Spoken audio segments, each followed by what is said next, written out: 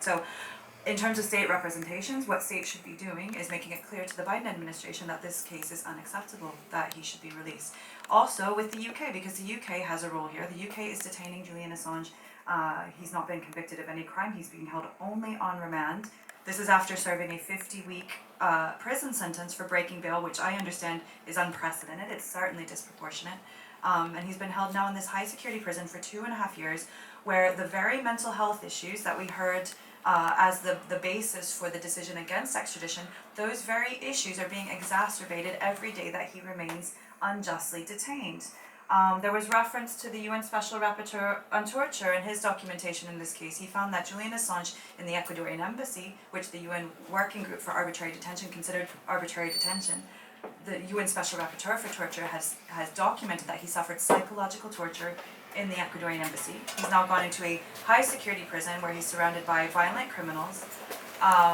We sat through weeks of medical testimony of this case. We know he suffers he has frequent suicidal thoughts, he suffers from PTSD, he has auditory hallucinations, a sleeping disorder, he has Asperger's, a range of issues that make every day, it means his life is at risk, okay? So what's currently being debated in court is whether or not, if he's extradited to the United States, will he act on his suicidal impulses? Think about that for a second, because it's not even being debated whether or not he is suicidal, it's whether or not he would act on it. So they are gambling with his life.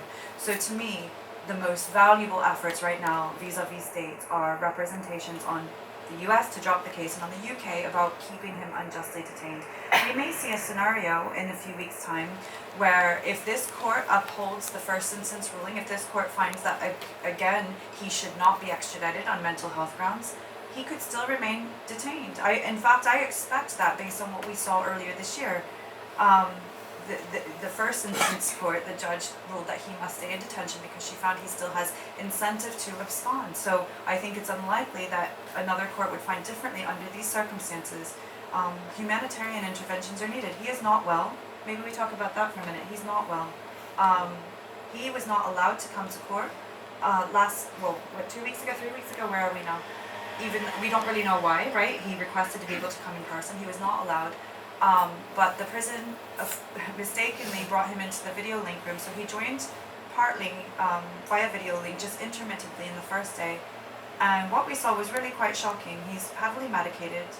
He is not well. Maybe Stella can comment a bit more on that because she has access to him in Beaumarsh. But there are very urgent humanitarian concerns too. So not to discourage the chat about asylum, because I hope that very soon we get to a point where he needs a safe haven and that somewhere will give it to this family. They deserve that. But there are more immediate concerns at present.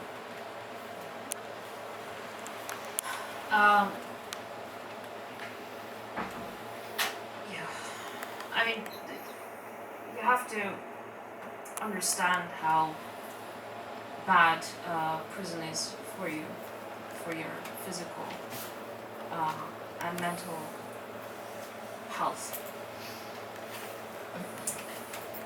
Julian is in Belmarsh prison. It's a high security prison. It's a nasty environment. It's very grim.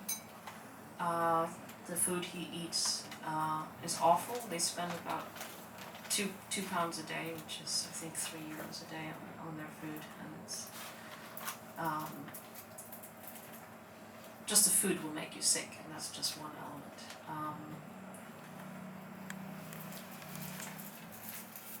The situation is indefinite.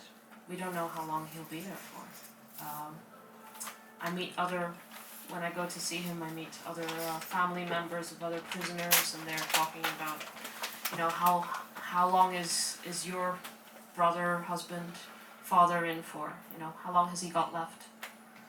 And they don't understand when I say that I don't know how long Julian's going to be there. And, for the most part, these are people who are serving sentences, many of them for violent crimes. And Julian's in there. And he's been there for 2.5 years. So every little aspect of this is so... the injustice is so difficult to bear. On the day of day one of his hearing, because he wasn't there on day 2, he had wanted to come to the hearing. This was 2 weeks ago. But they didn't let him. They didn't want to bring him to court. They said, you can just watch it on a video link. So they took him to the video link room, and he was heavily medicated and couldn't really follow. We could see him. And then Belmarsh actually got it wrong. So the judges said he doesn't have to be here. And there was this moment, I was saying before how there are these little comments that the judges make that really give you a kind of an X-ray view into what's going on. And they said, well, it doesn't make a difference to our proceedings whether he's here or not. Wow. That's the reality. He said that. The judge. But anyway, regardless, Julian couldn't follow the proceedings, and he asked to be excused. The judge said at that point, well, yes, he may go. Doesn't make a difference to our proceedings whether he's here or not. And then the prison didn't get the memo and refused to let him leave. But just so you understand what was being discussed that day, what was being discussed was the conditions that Julian would be held under, the torture he'd be held under, and the US arguing that they wouldn't let him commit suicide. They're discussing whether he would be able to commit suicide. Because he would want to commit suicide. Imagine sitting, watching over video link, in a process you have no ability to weigh into. You're not able to speak to your lawyers, you're not able to interject, you're not able to ask for clarification, and they're sitting there discussing whether you'll commit suicide or not.